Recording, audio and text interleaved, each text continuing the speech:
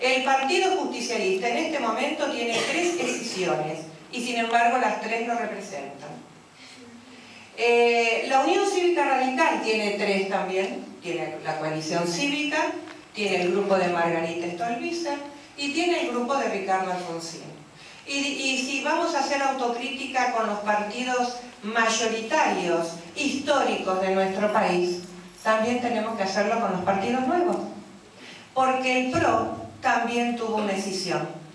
En las elecciones anteriores votaron por un lado los macristas y por el otro lado de narvaístas. Entonces, esto es lo que hay que tratar de superar y se supera poniendo en práctica esta ley.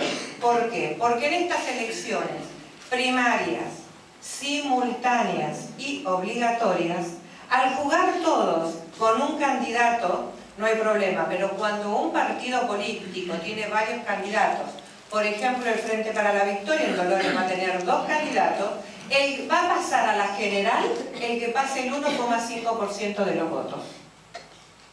Si el 1,5% no lo obtiene una fracción de esos 2 que representan al Frente para la Victoria, sigue corriendo el otro. ¿Se dan cuenta? Esa es una diferencia muy importante. ¿Por qué? Porque en la interna partidaria, hasta ahora, el que ganaba se decía que conducía y el otro acompañaba. Sin embargo, en la práctica vimos que los perdedores iban a buscar colores, o el Partido Humanista, o el Partido Verde, o el partido, como quieran llamarle, o el número de boleta altísimo, y iban a competir en igualdad de condiciones con el que les había ganado. Y esto no está bien, porque había perdido anteriormente. Entonces, una de las cláusulas principales de esta ley es que el candidato que se presente en la primaria tiene que pasar el 1,5% de los votos. Y otro detalle muy importante a tener en cuenta es que se acabaron las candidaturas testimoniales.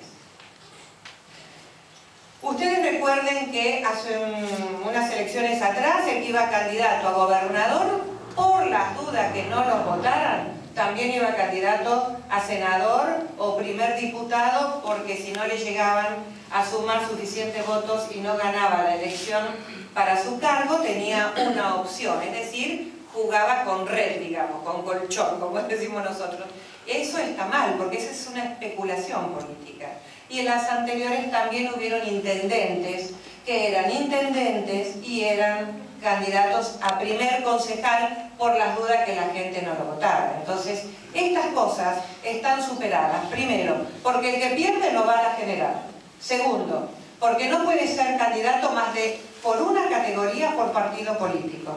No puede ser candidato. En realidad deben votar el 14 de agosto y el 23 de octubre. Pero si el 14 no votan y tienen la multa o pagan la multa y tienen la sanción que le corresponde, porque si tenemos un deber, tenemos un derecho, también tenemos que tener un deber y cumplirlo, porque para eso están las leyes. Tenemos que votar el 14 de agosto, el 23 de octubre.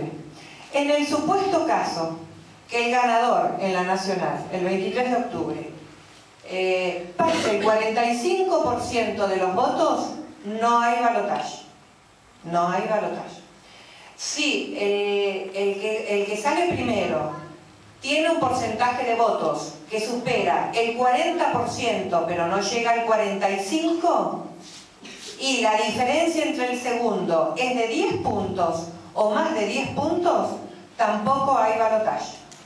Solamente hay balotaje cuando el porcentaje es... En las elecciones del 14 de agosto hay en la provincia de Buenos Aires 1.300 posibilidades. 1.300 posibilidades.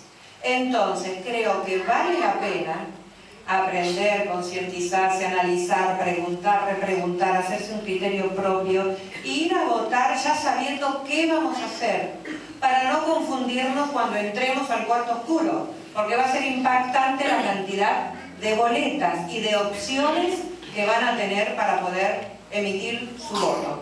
Así que tengan en cuenta esto, asesórense bien con tiempo antes del día de la elección.